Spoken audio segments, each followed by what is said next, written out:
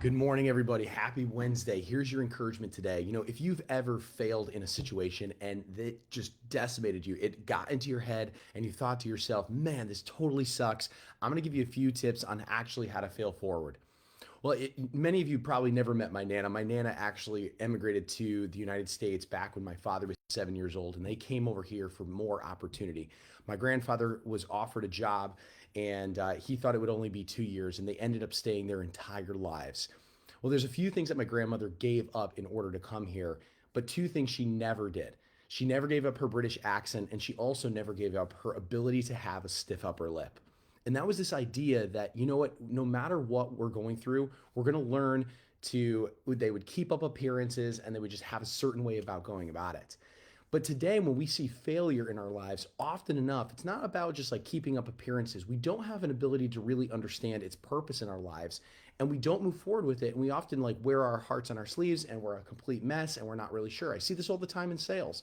People will lose a listing appointment, or they won't be able to, I don't know, for whatever reason, they win an offer or something like that, and they all of a sudden get decimated, or they go through making calls for a day or two or even 5 days in a row, and they get just in their heads and they feel like failure is just the final thing. Like they're just not able to move forward. And some of that has to, yes, to do with, mental fortitude and everything else that we can learn in the business. But let me give you three things in which how failure can help you.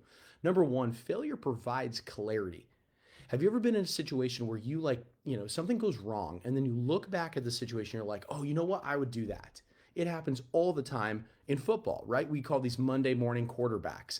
It's when you're in Monday and you can look back on Sunday night's game and you can think to yourself, you know what? I probably would have done that. That probably would have been the better option to do.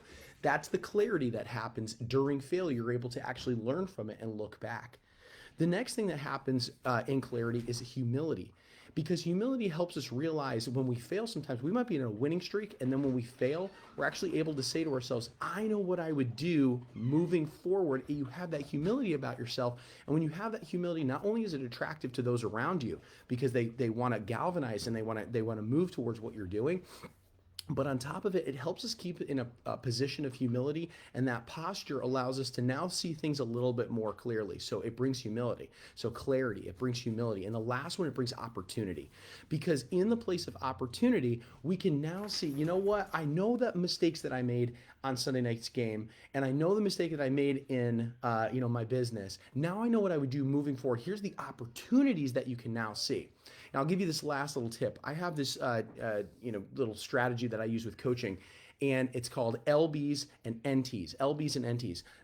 What I liked best and what I'll do next time. And it's a sheet that you make up for yourself. And when you make phone calls, you put all the things that you liked about that phone call you down. That's what I liked best about the phone calls. And then on the next one, you do what I need to do next time. So you might have a phone call with yourself, or excuse me, with a prospect, and you know what? They hang up after 2 seconds. Okay, I like best that I made the phone call. What am I do next time? All right, keep making another one. But sometimes you make 2-minute phone calls, and then you realize, you know what? I fell off at this part in the conversation, or I fell off here. I liked this of what they said, but this is what I'm going to do next time. When you do that for yourself, now you see failure as an opportunity to move forward. It's not final for yourself, and it's not just the cliche of fail forward. It actually has purpose behind it. So my encouragement to you guys this morning on this Wednesday is this: failure is not final. It is the path forward, but here's the three things that it'll do for you. It'll provide clarity for the future. It'll provide humility for the present moment.